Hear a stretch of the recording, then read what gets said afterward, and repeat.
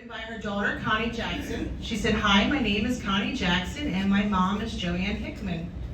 She is the only child of Doris and Bern Foster and has been married 62 years to my dad, Irv Hickman. They moved to Port Norris in 1961 after renting an apartment in Millville for a short time. She has 2 children, me and my older brother Larry, 4 grandchildren, and 7 great-grandchildren. Mom spent most of her early life growing up in Beaver Dam in Down Township.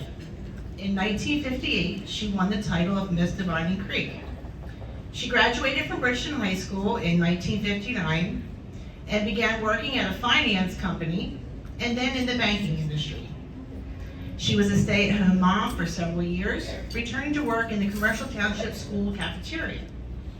Later, she drove the school bus for D'Agostino's transfer. That seems to be the trend around here. On a Millville High School run. Eventually, she found her way back to the banking industry until her retirement in June 2002. Mom always had an adventurous spirit. In her younger years, she enjoyed water skiing, even though she never learned how to swim.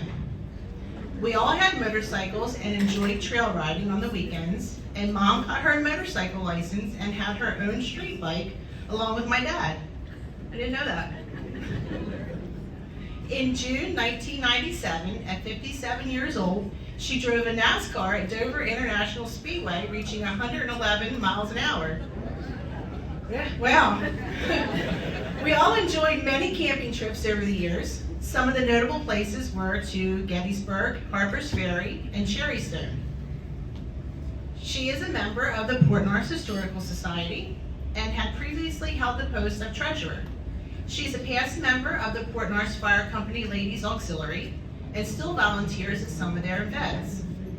She is a member of the Louise E. Morris Senior Center and volunteers at many of their events.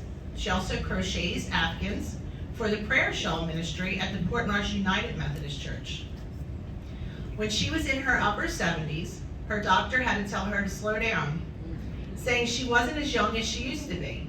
So her hobbies these days are Thursday afternoons at Bob's Garage for country music and crocheting. She recently gave tips to her great-granddaughter who recently started crocheting. Mom seems to have a knack for finding a home for almost anything.